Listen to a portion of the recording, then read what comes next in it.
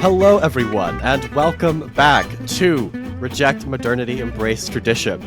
After a couple of weeks off, Megan and I are back to yap at you. And Megan, what are we going to talk about today?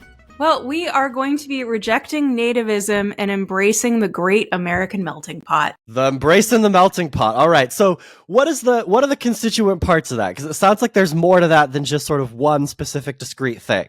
Absolutely. We're going to talk about a bunch of things today. We want to talk about how immigration is actually good, and you shouldn't be, I know, we shouldn't be nearly as afraid of it as it seems like some people want us to be, and how we should be embracing not only non-native born Americans, new Americans coming to our country, but also embracing their children who are born here being Americans as well. We're going to talk about birthright citizenship and how I fight with people on Twitter about it.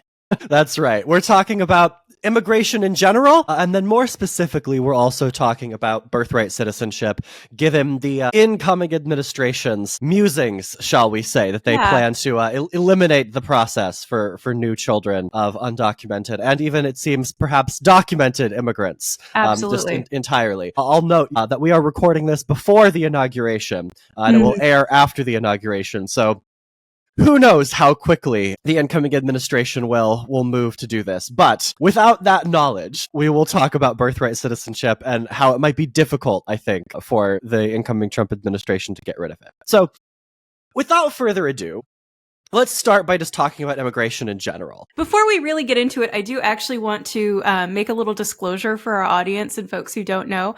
My dad is an immigrant to the United States. I don't think it matters for my ability to consider this issue dispassionately. I also have a lot of professional experience in immigration law, but I don't want this to turn into an issue where someone who is aware of this says, oh, but she can't possibly think about this. She's keeping this a secret. She's hiding it. Yeah, my dad was born in the UK. He lived in Canada, and then he moved here. I actually have a fair amount of experience with the immigration system on that basis. Thank you very much. I will say as well, I guess, while we're divulging family stories, I am the grandson of a refugee who came to this country after surviving the literal actual Holocaust. Not something that was like the Holocaust, but the literal actual Holocaust. The real thing that happened. And I will say, I believe that I am capable of dealing with this in a sort of evidence-based, dispassionate way, and that's what we're going to try to do here.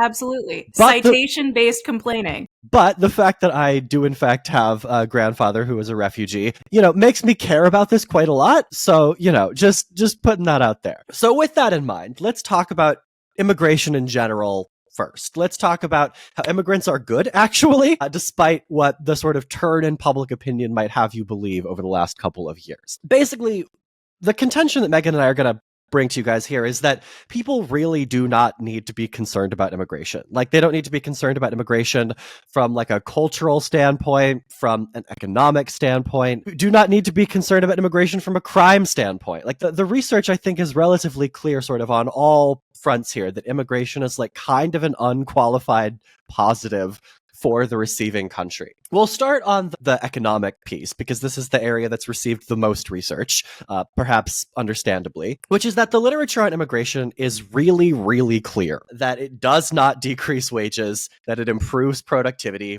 that it improves economic dynamism, and that it, in particular, especially as we've seen over the last 4 years, helps avoid the somewhat catastrophic effects of labor shortages. One of the reasons that the United States economy recovered so quickly out of the COVID pandemic, much faster than any of our international peers, is because over the last 4 years, we have seen, even relative to population, the highest increase in the number of immigrants coming into the country of any time in American history. Even more so than at the middle and tail end of the 19th century, which is the first sort of wave of mass immigration. And I think that a lot of the reason why we see such a turn against immigrants recently is because there are a lot more of them very recently. It looks in our communities as though our communities might be changing, and that makes people nervous. It's quite salient, right? It's quite a salient thing. But the research really is very clear that there are not like long-term negative effects of these increasing concentrations of immigrants in the country or in the labor force. So let's talk about that, because I want to make sure that we're very clear with folks. How do we know this? How do we know, especially economically, that immigration doesn't drive down wages? Because that's what we hear constantly, right? That allowing more and more immigrants increases the labor supply and decreases how much people get paid. But the research tells us that's not true, right? How do we know that? Yeah, I think there's two key reasons. The first is just that everyone who tells you that immigrants increase the labor supply and therefore drive down wages is only considering one part of the supply and demand equation. Immigrants do increase labor supply, but they also increase labor demand, right? And especially the kind of immigrants that are attracted to the United States seem to increase labor demand more than they increase labor supply because they earn relatively high wages or because they do jobs that Americans are not willing to do. There's a strain of research that basically talks about something called complementarity, which is basically that immigrants do jobs that a lot of Americans don't do. And so they're not great substitutes for like quote unquote native born American workers in the labor market. This means that when immigrants come in, the jobs that they are moving into are not jobs that are experiencing, like labor gluts, right? They're jobs that are experiencing labor shortages. And as anecdotally, right, we see this show up anytime a particular state in the United States tries to increase their labor or their immigration enforcement, right? We saw that in Florida. We've seen that in Alabama a few years ago. You don't have a flood of native-born American workers rushing off to pick the vegetables because all of a sudden the vegetables have a higher wage attached to their picking. That's not a thing that happens, right? You don't see a bunch of people getting roofing jobs that pay slightly more. You just see houses unroofed. Yeah, I think that the critical thing to understand here is that like immigrants occupy important positions in basically every industry, right? They make up a much larger share of the labor force in certain industries like construction and agriculture. But even in the industries where they are a smaller part of the labor force, they're doing jobs within those industries that are not like they're not substitutable for American workers. What kind basically. of jobs? Can you give us some more examples of that? Yeah, it's really interesting. So I think one of the like things that people talk about when we talk about like immigration is like higher skilled immigration, right? And one of the key examples here is people on like H-1B visas, right? Lots of people who are doing like data engineering jobs, who are doing computer science jobs, who are doing like coding tasks, things like that. And it's not that these jobs are not doable by Americans. It's just that the number of like computer science graduates that American universities produce every year are not enough to actually meet the demand of the number of companies that are out there looking for software engineers, or the specific kinds of jobs within the technology infrastructure that immigrants are doing are jobs that American workers are simply not trained to do in the same way that workers that are coming from abroad are. And so I think that what people miss in the immigration debate is that the kinds of occupations that immigrants gravitate towards are not like the exact same types of professions and jobs that native-born American workers gravitate towards. And even in situations where immigrants are occupying jobs that could be done by a normal American worker, it's not a zero-sum game, right? Not a zero-sum game. There is the opportunity for people to have additional jobs because of the productivity gains that this complementarity brings. You can have a larger economic pie rather than people competing over the same size of pie, basically. Yeah, pie. Trying to think of a little bit of a different metaphor there, But no, like the thing is immigration. We stick with it because it works. Immigration increases the size of the pie rather than divvying up the existing size of the economic pie among more people. And I know that a lot of people here will bring up the research of a Harvard economist named George Borjas. He's, I should note in the podcast here, basically the only person who finds this result when we research this. And this brings us to sort of the second reason why we can tell that this doesn't happen. Mm. This immigration decreasing wages doesn't happen. And that's because there are a number of natural experiments where we have like just looked at whether or not it occurs, right? It's not just the theory. It's not just the, tracing where these people work, what kinds of professions they go into. We can just like look empirically, right? Whether or not this seems to have happened in large random increases in the immigrant population. And one of the key examples that we use here is something called the Mariel boat lift, which for those who are not aware, was basically a large influx of Cuban immigrants to the Miami labor market as a result of a edict basically by the communist government in Cuba that those who wanted to leave would be allowed to leave for a certain period of time. Miami labor market swelled by tens of thousands of immigrants, the equivalent of something like 12% of the labor force, something like 27 to 42 million American workers would be the rough equivalent, right, at the national scale. Several people have looked at this and said, like, basically, if there were a situation that were going to cause wages to decrease, this would be it. This huge, instantaneous increase practically in the size of the labor force in a relatively small geographic area in Miami. And we don't see wages decreasing after the Mariel boat left. It just doesn't happen. George Borjas has a couple of papers that are like, actually, if you look at this one very specific group of people in this one particular cell of the current population survey during this time period, then those people's wages go down. But this also seems to be like mostly kind of just irrelevant data manipulation. Michael Clemens and Jennifer Hunt have a paper in particular where they basically refute Borjas's arguments like line by line. And in particular, in what is like maybe the most brutal language I've ever seen one economist say, like, use for another economist in print, like in a published article, they write that his results can be explained by, quote, irrelevant compositional shifts in the underlying data, unquote. Pretty brutal and like pretty explicit. And I think that another sort of element here, and maybe, Megan, this is where we can sort of bring you back in a little bit more, is that immigration is just, in my opinion, it's just normal labor mobility with a border in the way. Yes. I assume that your dad didn't move to the United States for the same reasons that my grandfather moved here. No. I assume that he was more of an economic migrant. Really, actually, he was a romance migrant. A romance migrant, okay. Yeah. My parents met while my mom lived in the U.S. and my dad was serving in the Canadian Navy. And so he moved here to marry my mom. So very, very sweet, very cute. And so at that point, then needed to find work with his skills, which were being a naval officer. So it took some time to figure out what he was going to do after that, how about we say.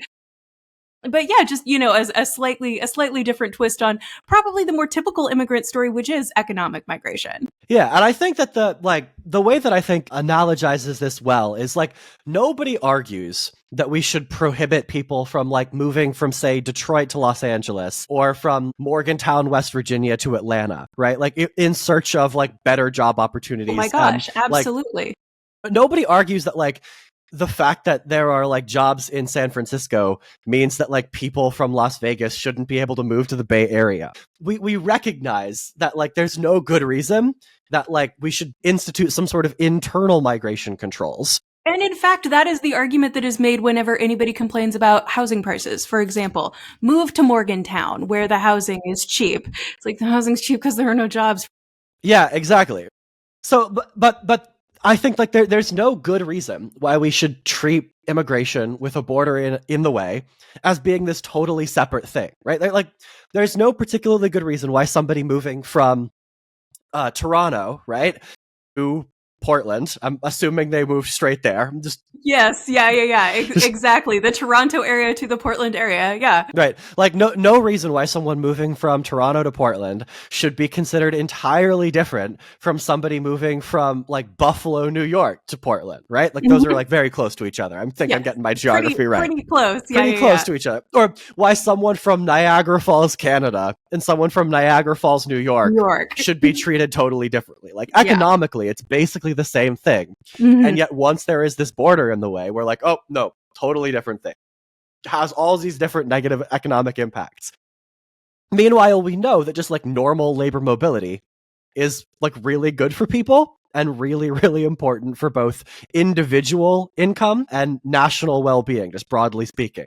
The ability of people to be matched to the job that is most suitable for their skills relies on labor mobility. Paired with this, and this is something maybe from the comparative literature that you know a little bit more about, is this argument about brain drain. And I think that this works in basically the same way. There's no good reason, in my opinion, to say, well, someone should have to stay in, say, Kenya or the Ivory Coast and can't move to the United States because that would harm the development of Kenya or the Ivory Coast, when we don't make those same arguments for places like Gary, Indiana or Youngstown, Ohio, right? Places that are experiencing economic loss, that are hollowing out a little bit. We don't demand that people stay in those places in order to stop them from experiencing economic decline.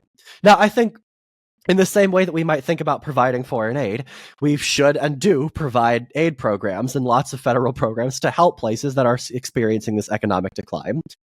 but we don't try to like force the people who are living in those places and who are born in those places to stay there. And again, I don't think there's any particularly good reason why we should treat international migration as being entirely different from national migration on this front.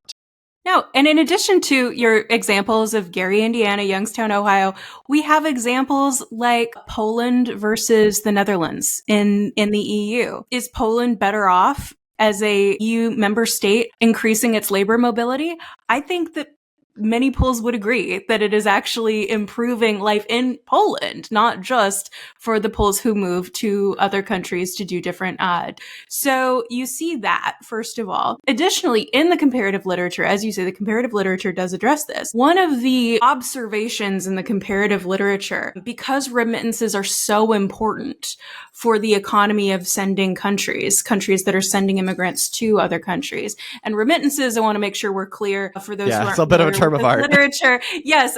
So that is a member of a family or a member of a community goes to work in a wealthy country and sends money back to their community, to their family, to the neighbors, etc. That comes in the form of what we call a remittance. Remittances can be the engines of sending economies. Countries like the Philippines, where many, many Filipinos go work abroad, especially if you've ever spent any time in a hospital, you'll know that your nursing staff is a bunch of extremely well-trained Filipino folks who do not take any nonsense. Love it. So those countries have, I don't want to say a dependence, but it does improve their economy to be sending countries to the point where now we discuss in the comparative political economy literature, do countries that do not have other resources want to invest in developing their remittance-based economy? Do we want to invest in education and then send people overseas?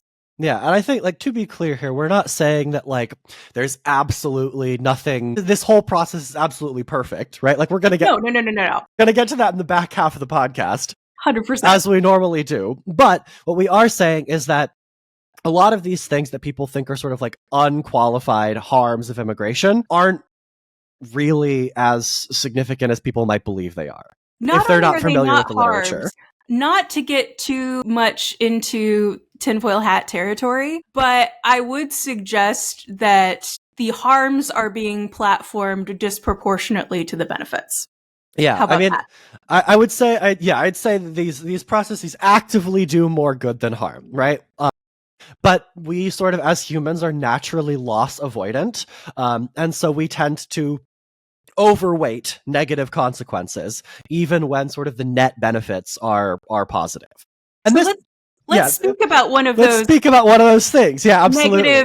Alleged negative consequences of immigration, which I think, especially right now that the U.S. Congress is considering the so-called Lake and Riley Act, crime committed by immigrants is one of those things that gets called out constantly, to the point where somebody who's just probably a base level news consumer would think that crime is disproportionately committed by immigrants. Clayton, is there any basis in fact to that assertion? There is no basis whatsoever to this assertion, actually. It is a widely accepted fact, basically, in criminology, that immigrants commit actually far fewer crimes relative to their population size than do people who were born here. And like, if you spend a little bit of time thinking about it, this makes sense. If you are a person who is moving to a new country, uprooting your life, either moving for economic opportunity or fleeing violence yourself, right? As many sort of asylum seekers and refugees come to this country fleeing violence, you are not going to then turn around and start committing crimes, right? Like, it just doesn't make sense. It doesn't make sense even at like a sort of theoretical, like trying to work through it logically level. And that's like what we basically see in the data. There's a very, very long tradition on this that looks at sort of like case studies, right? Or looks like at certain states over a certain time period. But very recently, just in the last year, there's a new paper from researchers, a team of researchers at Stanford, Princeton, Northwestern, and UC Davis that looks at this over a much larger timescale and in the entire country of the United States. Must have been just like an absolutely Herculean data gathering effort and like data linking effort. But basically the upshot is that at least since 1870, so 155 years ago at this point, basically, since 1870, immigrants of all types from all sending regions have committed crimes at lower rates than have people who were born in the United States. And especially starting in 1960, immigrants have become even more significantly less likely to commit crimes and to be incarcerated than the US born. Today being 2024, when the most recent draft of this working paper was written, immigrants are 60% less likely to be incarcerated than people who were born in the United States. 30% less likely to be incarcerated, even relative to just white people who were born in the United States, who have less interaction with the criminal justice system. Not over-policed systemically. Yeah. And this is true even though immigrants to the United States since 1960 are on average younger, more likely to be non-white, and are, at least in contrast to immigrants in the first part of the 20th century, have lower incomes and be less educated, as we have seen more of an increase in immigration, not through the sort of high-skilled pathways, but through either guest worker programs or through undocumented pathways. All of these characteristics are characteristics that we see in the US-born population are associated with higher rates of incarceration, either through over-policing or just because younger people tend to commit a disproportionate share of crimes. But these do not explain any of this variation among the immigrant population. Even though they are people who are more likely to commit crimes in the US-born population, the immigrant population commits fewer crimes.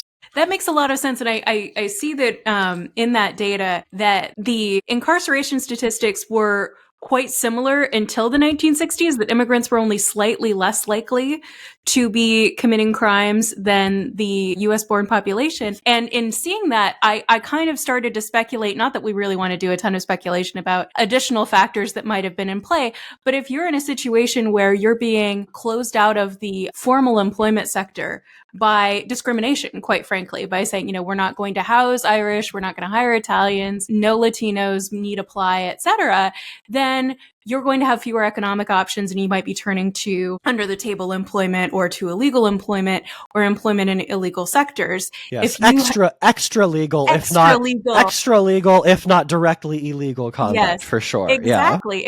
And there tends to be a higher criminal component there. So, or at least exposure to criminality, right? Yes. Like you might not necessarily be living a life of crime, but you have more instances where you might be involved in activity that touches crime, right? And you might get swept up in it, that kind of thing. Absolutely. And that creates kind of a self-reinforcing narrative where if you're in a situation where, oh my gosh, the Italian community is involved in money laundering or, the Latino community is involved in drug trafficking, et cetera, then that creates a perception that lingers that community is more involved in criminal activity than other communities. Yeah. Even when we look at this impartially through the data and the peer-reviewed research, it just doesn't show up at all. Absolutely. But and now in our media market, where you're in a situation where every instance of criminality by someone who is an undocumented immigrant in the United States is platformed. Yeah. Where the exact same crime committed by a native-born American would not be platformed. That creates an idea or an impression that a certain population, the non-US born population, is more inclined towards criminal activity than their native-born peers. Especially when you have people who, every time some crime is committed, ask about their immigration status. And if the answer is no, this person was born here, then, oh, well, it's okay, whatever. Okay, whatever. I'm not going to clock that. But if it was someone who wasn't born here, oh, I knew it. I could just tell, right? Mm-hmm, mm-hmm. Absolutely. So I think the upshot here of the last 25 minutes basically has been immigration is not as concerning as people think it is, but people might still have an idea, or maybe if you are just sort of given to disliking immigrants, that, well, even if immigrants aren't bad, that doesn't necessarily mean that we shouldn't do deportations anyway, right? Like, deportations might still be good in your view, right? If you're sort of a contrarian in that way. But no. immigration is both good and deportations are in fact bad. Especially these two ideas can be both true. Yeah. Especially the type of deportations that the incoming Trump administration has claimed they want to do. These mass deportations of all undocumented people currently living in the United States. And there are a number of reasons for this. First, I don't know if it's maybe first and foremost, but one that might be most convincing to people who are given to want this kind of thing is that mistakes are going to be made if you're going to do mass deportations. Like, there's simply no way in hell that you could deport millions of undocumented immigrants without accidentally deporting thousands or tens of thousands of American citizens at the same time. Like, you simply would not be able to do it. Yes. And I mean, I think we think about what the process would be like from the standpoint of someone who was an American, either who had naturalized as an American or who was a documented immigrant or who was a native born American, and how they would prove that they were being detained and deported erroneously. I think that's a very significant lift on behalf of that individual who at that point would be detained at least unjustly for an extended period of time. When you think about if you have applied for a passport, the documents that you had to show and how long that process took. If you have ever needed to go get your birth certificate replaced, I don't know where my birth certificate is right now. It's probably someplace in my apartment. But if I'm, speaking through a plexiglass window at somebody like, hey, can you go turn my apartment upside down and see if you can find my birth certificate? But that becomes much more difficult and much more burdensome. And it's burdensome on the State Department. It's burdensome on county governments where your birth certificate is held or state recording offices. And it's burdensome on individuals who, if nothing else, have been detained for probably days, have seen employment consequences. What do you do with their children if they have children while this is happening? Are children going into emergency foster placements while people are being detained, whether lawfully or unlawfully? When you start to think about the consequences of this, it's almost overwhelming. Yeah, well, Trump's former border czar said that, you just deport the whole family together. So guess the children will just be detained along with them, right? No consequences there. Yes, of course. Well, but and just because you brought it up, and I know you're kind of kidding, but I do want to get on that for a second, because in that same interview, that individual said that we're not going to be separating families, but we're not going to be deporting American citizen children.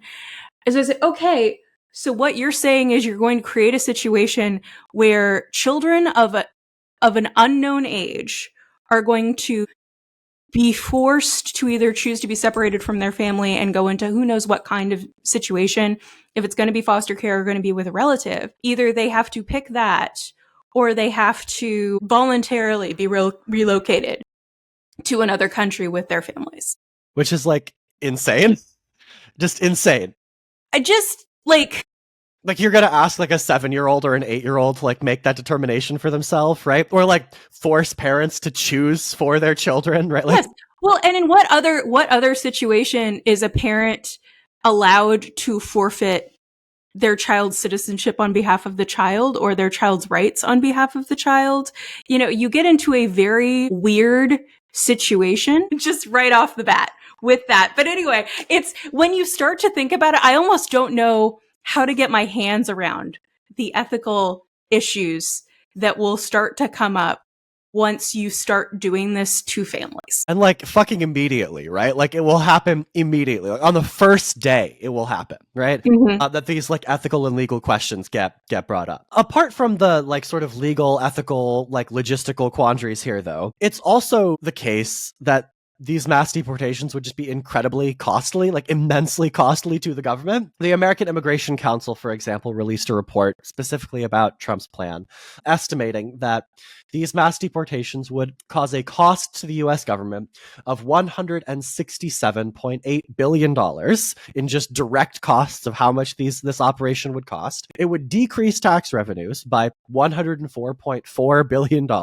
because, contrary to popular belief, undocumented immigrants immigrants do actually pay billions in different kinds of taxes every year, including billions in social security taxes, federal taxes, state and local taxes, and Medicare taxes. Much of which they don't ever get back. Much of which they don't get back because they are not eligible for these programs themselves. And then in the aggregate, because of the sort of knock-on effects and the multiplier effects of what Megan and I were talking about earlier, like the importance of immigrants in the labor force, this would cause this is the American Immigration Council's number, a $256.8 billion hit in purchasing power to the American economy, which is an overall economic loss of 4.2 to 6.8% of GDP within sort of their sort of reasonable bounds of certainty. For those playing along at home, that is a bigger hit to the economy than the Great Recession. A significantly larger hit, in fact, to the economy than the Great Recession back in 2007 through 2009.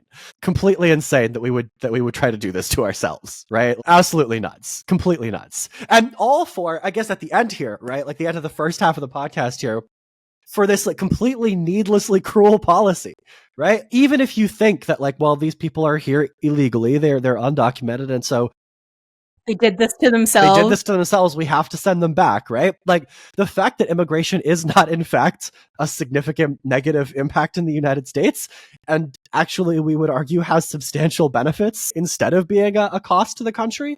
Like the fact that we would do all of this for a needlessly cruel policy that would further impoverish the nation, it's just complete and utter insanity. It's totally insane. It's totally crazy.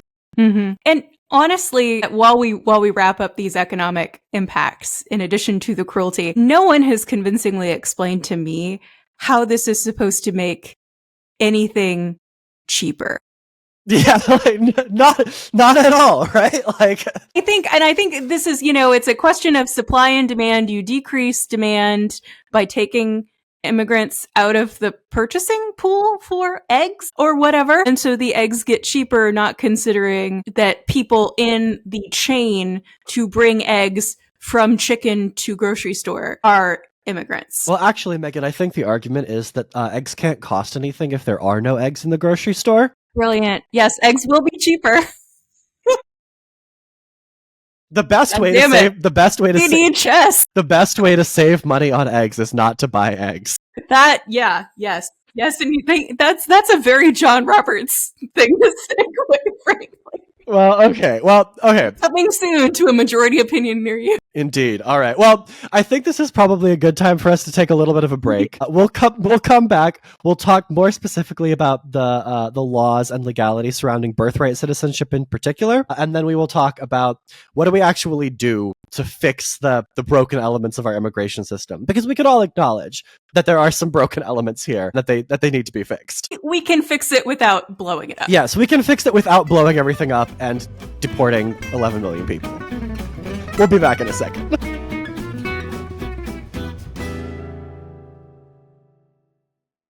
Hi, everyone, and welcome back to Reject Modernity, Embrace Tradition. When we left off, we were discussing how not only is immigration not bad, it's actually good. It is, in fact, actually good. So crazy. So crazy. Wild. Truly wild. And we discussed a little bit about the needlessly cruel, incredibly complex, and just generally kind of insane possible plan to deport millions of undocumented immigrants from our country. Now, of course, it's so difficult when we discuss plans of a potential Trump administration because nothing is real until it happens in that policy universe.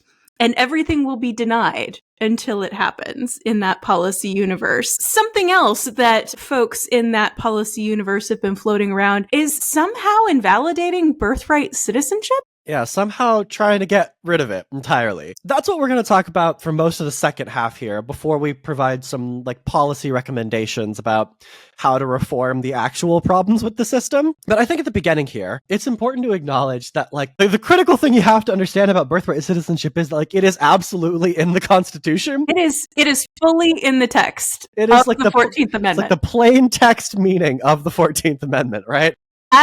As an attorney, I do want to say, this is so fucking dumb.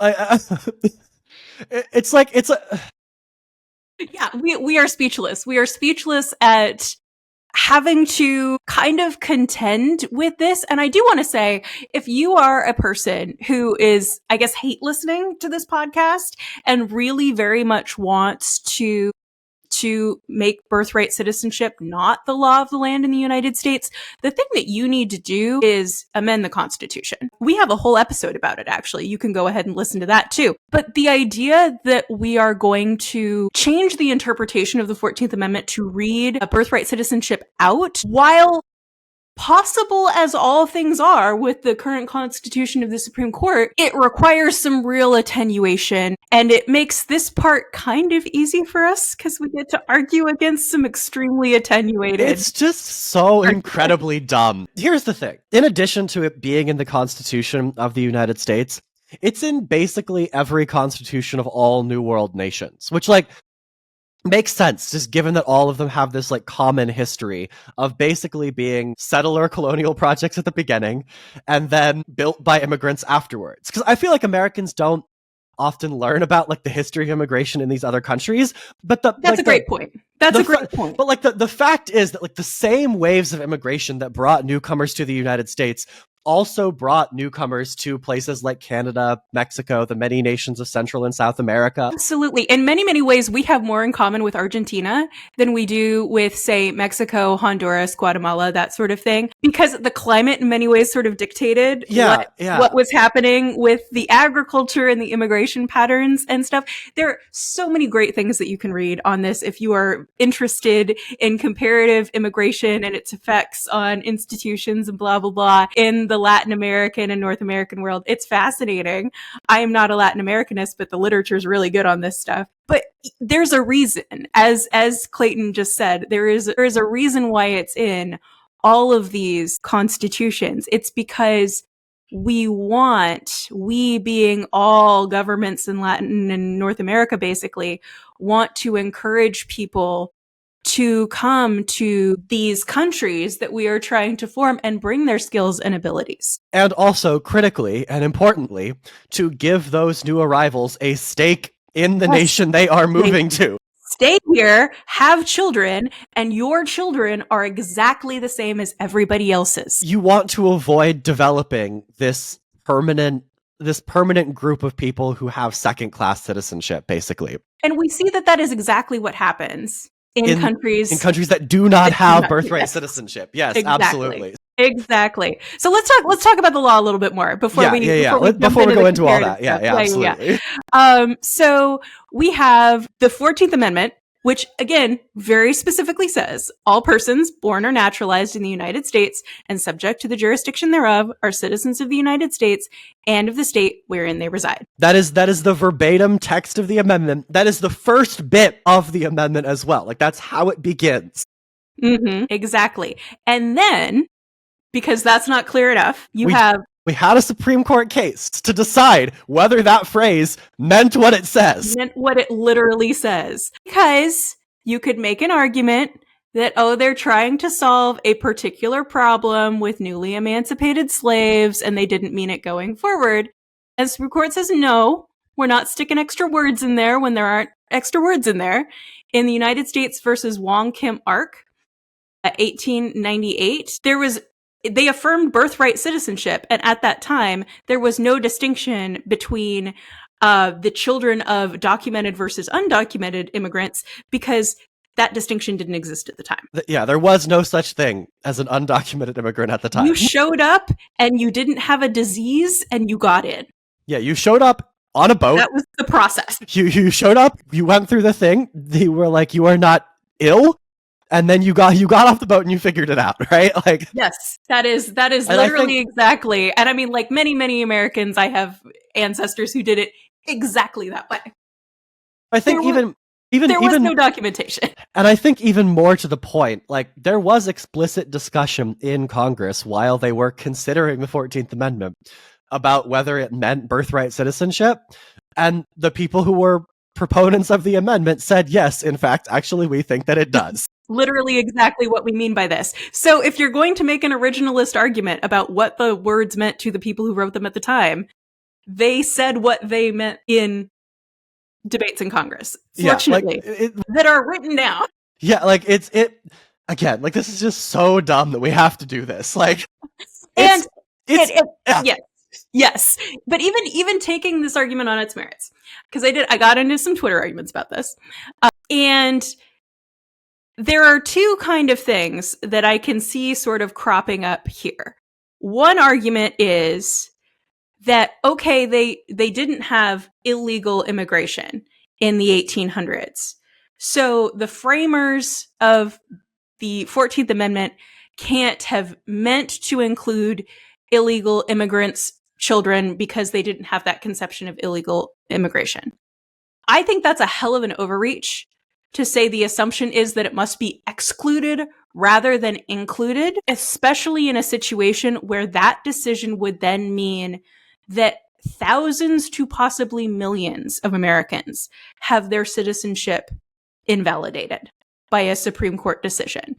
I want to cite to a law review article by Amy Coney Barrett. You might have heard of her, who did this whole intellectual exercise on how she interprets particular provisions of the Constitution and what that would mean. And it would mean things like the Federal Reserve doesn't exist. Paper money is questionable. And at the end of the article, she basically wraps it up by saying, but that would be insane, so we can't do that.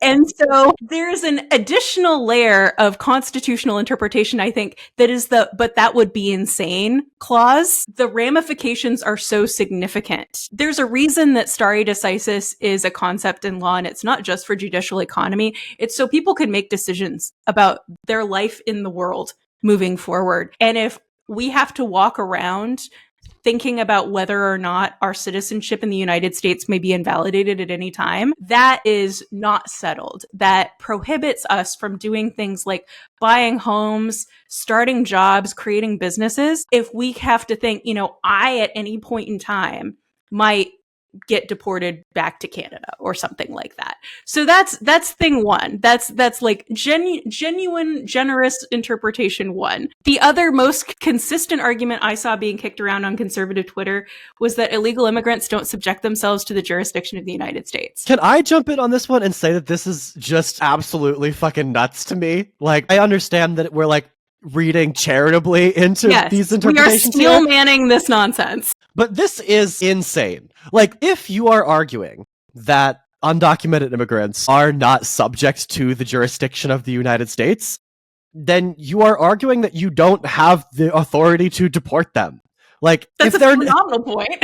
If they're not subject to your jurisdiction, if they're not subject to your laws, then you're arguing you can't arrest them, you can't deport them, you don't have any say over what they do at all, right? Like, and we simultaneously have an argument that immigrants are committing more crimes up to and including murder of photogenic white women, and that immigrants aren't subject to the law. No, you get arrested and charged and convicted for murder, whether or not you are a native-born American, a documented immigrant, or a non-undocumented immigrant. Like, it's also just so incredibly annoying when it is obvious that the reason, like this is something, again, we know from the text of these discussions of when the amendment was being considered, that the bit about subject to the jurisdiction thereof was included specifically to exclude the children of diplomats or the children of invading armies. Like, these are the two situations that it is meant to describe. Very specifically, those are the situations that it is meant to describe. So you've got very clear intent of the drafters. You have to think it's a little ridiculous to consider that even from a subjective standpoint, even if objectively we're saying, no, we are going to enforce the law against someone who is not native born and has immigrated to the United States. They subjectively, that immigrant is not coming to the United States in like 1875 and thinking that they are not subject to US law, but remain subject to the law of their country of origin. At a time when, it takes a week to cross the Atlantic on steamship, you're worried about the Austro-Hungarian police showing up? It's just like, It's just, again, like, I cannot quite It's believe. broken you. I cannot quite believe that we have to do this. It's incredibly insane. Like, it's just nuts. It's just nuts. You're a little short-circuited here. I think, like, the upshot of what we're trying to say here, and I think we should move on to sort of like the policy angle of birthright citizenship that we were talking about a little earlier. Yes. The upshot of what we're trying to say here is that, like, it is so incredibly obvious that birthright citizenship is in the Constitution, that it was intended to be in the Constitution, and that all of the arguments against it are, like, even when you steel man them, just completely insane. That, like, if you are making the argument that birthright citizenship is not in the Constitution, like, just don't know what to tell you at this point. Like, you're just you're plainly and obviously wrong. Like, you are just plainly and obviously incorrect. At one point, one of my Twitter interlocutors sent me a white paper from the Heritage Foundation. And, my hot take on that is you pay a lawyer enough money and they'll come up with something. Just about anything. Yeah. We'll come up with an argument. And as long as we don't have to actually submit it to a court, there's no penalty for being wrong on purpose. But the second you actually have to make an argument to the tribunal and sanctions are on the table, tunes change. Yeah. So that's my proposal there. But okay, even if we are so dedicated to manipulating the Constitution to suit our own ends, not only is birthright citizenship in the text, but it's a good thing. It's a good thing, like positively speaking, like a positive claim, not normative claim, like making claims about fact, right? Like, it is a good thing that we have birthright citizenship. Like, it aids immigrant assimilation into the United States. Like, it gives people a greater stake in the country. And, like, by assimilation, I don't mean like giving up the culture and traditions of the places that your family originally come from. I mean more specifically, like we mentioned earlier, that it doesn't create this permanent, persistent group of second-class citizens, second-class residents of your country.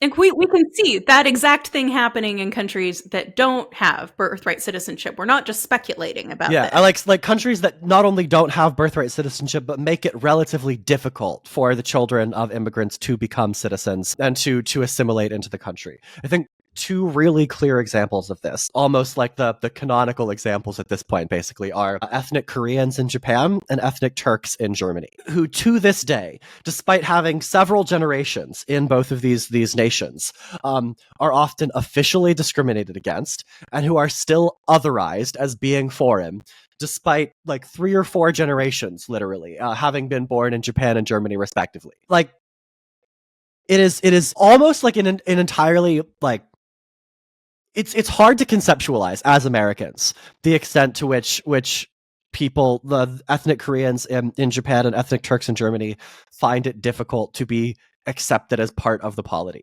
Because birthright citizenship is just such a huge part of why anyone from anywhere can become American. It's hard to conceptualize that this simply does not exist in many other parts of the world. Absolutely. And I mean, we've talked about, I worked in Palau, a small island developing state in the Western Pacific, blah, blah, blah, where you cannot naturalize if you are not ethnically Palauan. So that's kind of the other extreme, where you have people who have lived in Palau for decades, have Palauan citizen children because their partner is Palauan, and just never have a voice, a vote. That's another community where, I mean, I get that it's a very, very small country with a very small population, about 20,000, that are very interested in making sure that they preserve their culture. But there is no way for someone to get the legal benefits. And by that, I mean, benefits in hiring, benefits in receiving benefits from the government, etc. There's no way for someone who is not Palauan to get that ever. And it does create that permanent otherness. It's just like, I know we're talking about positive claims here, right? But like normatively speaking, it just seems so insane to me that you could live somewhere for so long and not have you be considered a member of that nation, a member of that state, not have your kids be considered a member of the nation, a member of the state. It's just, the US is so much better at this than other parts of the world. Like, it really is one of the things that that actually makes me proud to be an American, right? And the idea that some people want to get rid of it is like totally bonkers to me, totally insane. It's totally crazy. Absolutely. And then also, like, you have to play out, like, what would happen if you got rid of birthright citizenship. Like, we sort of beat around the bush a little bit with this, but like, it would create just an absolute crisis of statelessness within the United States to get Absolutely. to get rid of birthright citizenship. It would be crazy. Like, we talked about, like, the logistical nightmare that the deportations would cause. Mm-hmm. Creating a new group of potentially millions of people who are officially stateless, who do not belong anywhere, would be considerably worse. This is the one that caused me to short circuit. You know, we saw you doing it a little bit earlier, but I was playing this out in my head and thinking about from a legal standpoint what the case would probably look like to get us to this decision. And I don't want to belabor the point, but court systems, because of the case or controversy requirements, tend to just resolve the question in front of them, which would probably wind up being, you know, a situation where you have U.S. citizen children at the time under birthright citizenship, U.S. citizen children of undocumented immigrants who are detained with their parents in the course of their parents' deportation proceedings. A law firm group, et cetera, takes up the case of a group of these children to say that they're being unlawfully detained. The Supreme Court has the opportunity to solve this in a number of different ways, but the way they choose to solve it is to say the children don't have a right to liberty, et cetera. The children are not being detained unlawfully because the children are themselves not U.S. citizens. And then all the Supreme Court has done is said that that group of children does not have a right to not be deported or detained because they are not citizens. But there is no process then. How do you start verifying or checking or et cetera? There's no affirmative process for reevaluating the citizenship of anybody else. And so you have millions who are not necessarily not citizens, but millions who are question marks. And that creates chaos. Anytime any person goes to get a driver's license, then they're showing not just, you know, you go and you show your birth certificate. You're showing your parents' birth certificates as well. And somebody at the DMV gets to decide if you're a citizen or not on that particular day, a situation like that. The apparatus of the state grinds to a halt in places that I think we haven't thought about, if that is what winds up happening. And I also think, to this point as well, like, if we assume the sort of other worst case scenario, if they just say these people are not citizens, they need to go back where they came from, even though they were born here, right? The legal systems of other countries are absolutely not beholden in any way whatsoever to offer citizenship to these people when they arrive. Absolutely. And so you have this situation where they are quite literally not citizens of anywhere. They have literally stateless. They have no specific legal citizenship rights in any country on earth, and therefore absolutely no recourse in many of these countries where non-citizens simply do not have clear access to the legal system. It would be catastrophic, I think, in a way that most people, quite frankly, are not even coming close to adequately grappling with. Not even coming even a little bit close. To adequately grappling with just how chaotic, just how catastrophic this would be. However, with that doom and gloom in mind, maybe let's move on to what actually embracing the melting pot looks like. Absolutely. Because we've talked about all of the various, like, good things about immigration, why deportation is bad, why we should keep birthright citizenship.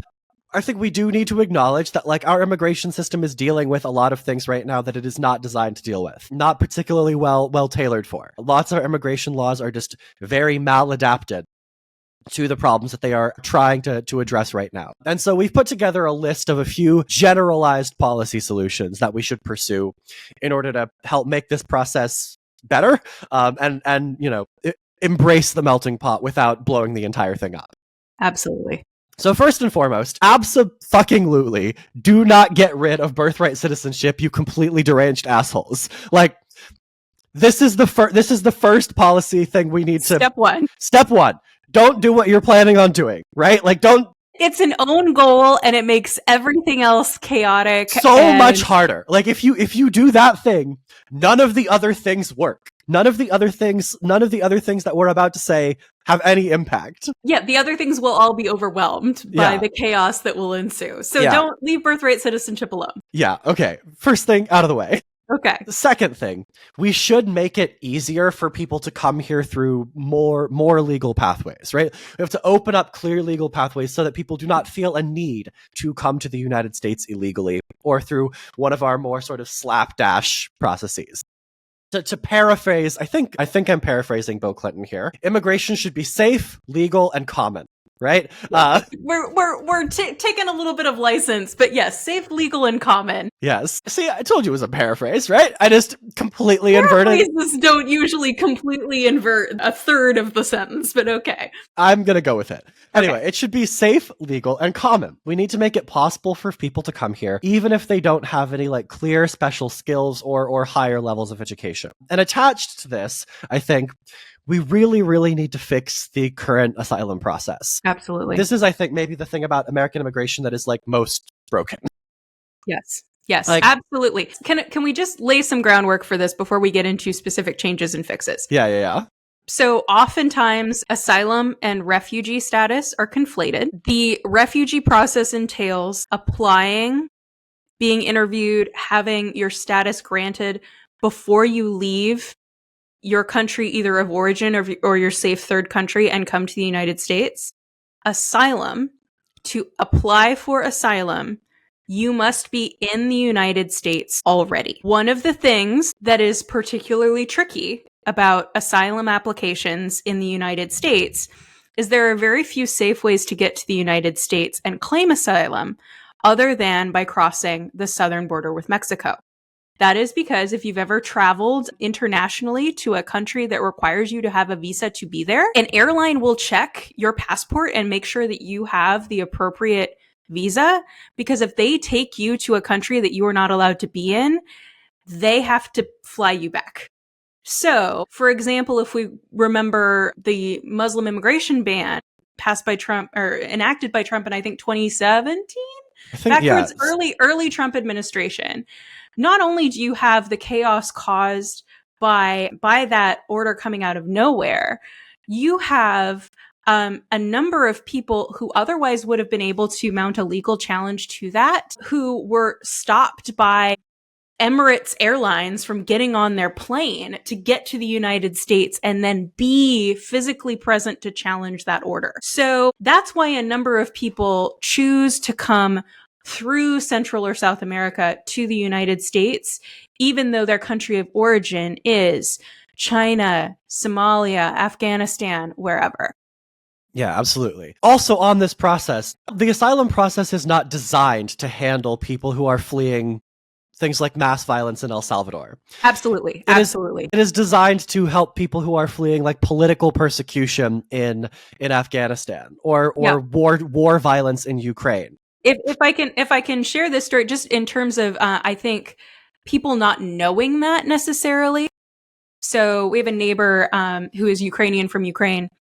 And towards the beginning of the conflict there 2 years ago, he let my former partner and I know, I'm going to be out of town for a couple of days. And when I get back, I'm going to have 12 extra people living in my house. We're like, dude, what? That's a lot of people in a 3-bedroom house. But he said, yeah, I'm taking the church van down there. I'm going to pick up some family members and I'm going to come back. Taking the church van to Tijuana, picking some people up and coming back was his plan. And within 6 or 8 weeks, everyone had apartments, everyone had jobs.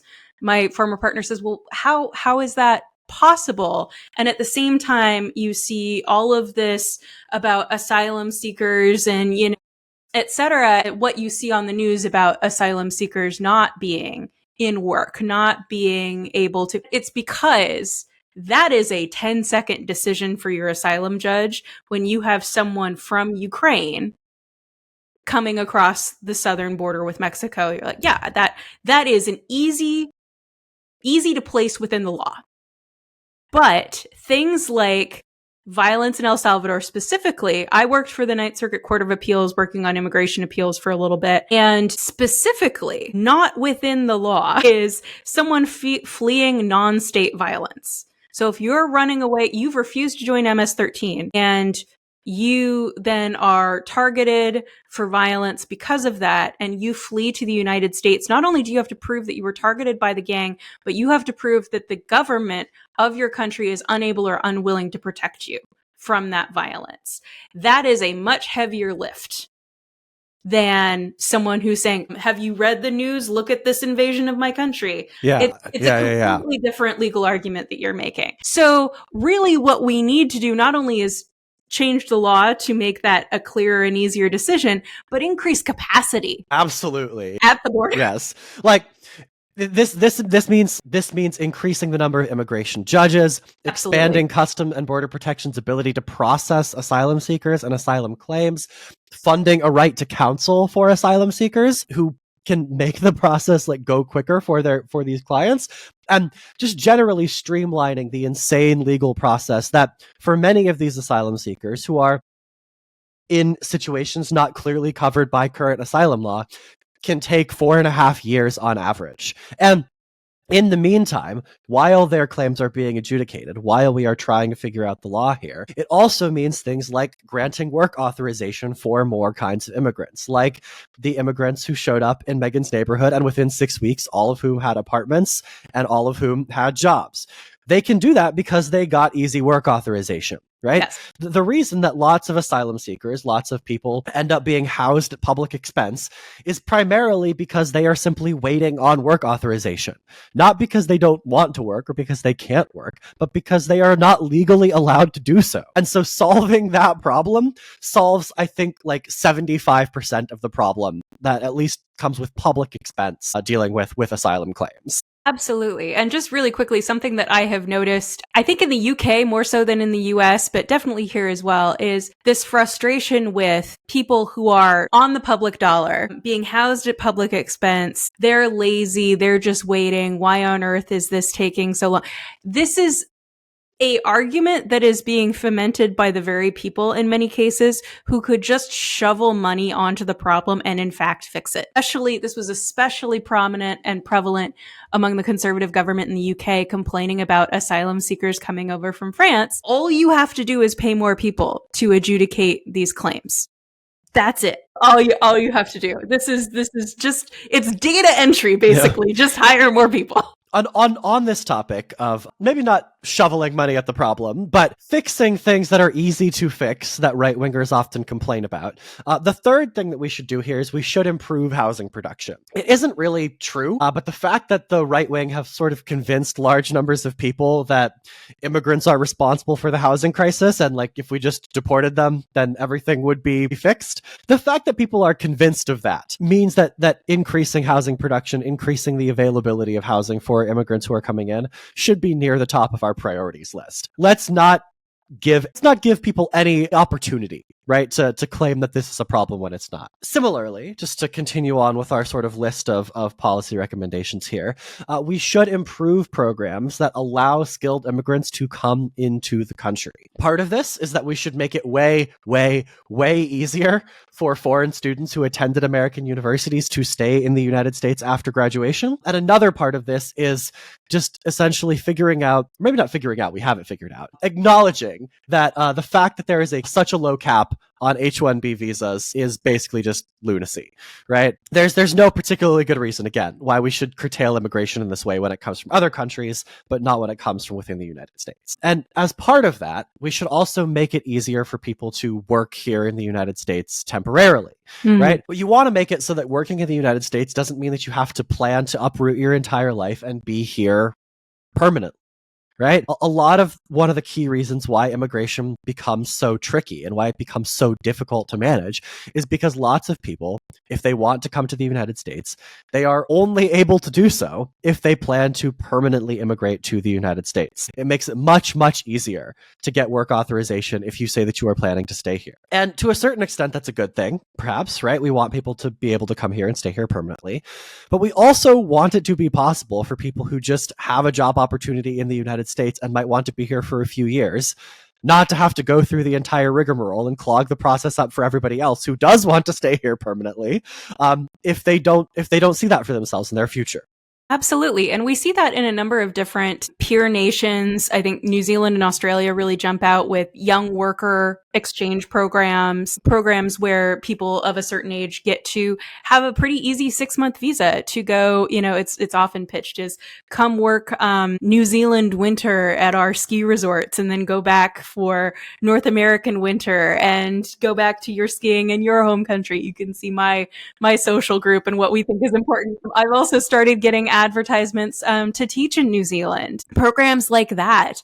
But even programs for folks who want to work in other maybe non-tourism, non-public sector industries. One of the events that really increased immigration of families and created such a significant crisis for what we call the dreamers, folks who are recipients of DACA, was making the border harder to cross. The southern border was relatively easy to cross, and it was made much less porous. I believe it was under Bill Clinton. And that meant that folks were not coming and going on the basis of seasonal work or a periodic job, but in fact then felt that they needed to cross once and stay because it was lower risk and therefore bring their families as well. So there's a strong argument to be made that these sorts of ebb and flow visas might actually be very useful tools if your goal is to control immigration a little bit better, to have a better sense of who is coming into the country and who isn't. If that's your goal, you might want to think about that. Yeah, and again, to bring it back to our labor mobility comparison, nobody is arguing that it should be, in order to move with the seasons, here in the United States, for somebody to move from Texas to Arizona to California to the Midwest, moving around as the agricultural season changes, as many people do, that should require you to move permanently from Texas to Arizona to California to the Midwest every time you do it. But as soon as there's this border in the way, it's nope, can't do that. Seems silly, right? There's a degree here to which we just have to let people have choices, right? Let people have labor mobility as it exists, and things will largely work themselves out as they do within each country. And then specifically to this last point about labor mobility, the last thing that we should do here is, while we are doing all of the rest of this, we should improve worker protections and bargaining power at sort of all levels, right? So that immigrants cannot be exploited through any of these sort of new programs that we are creating. And to ensure that they have the same legal protections as workers who were born here. Because lots of people will talk about, why would why would Americans be hired in these agricultural jobs when they can just pay Mexicans for, $2 a day, right?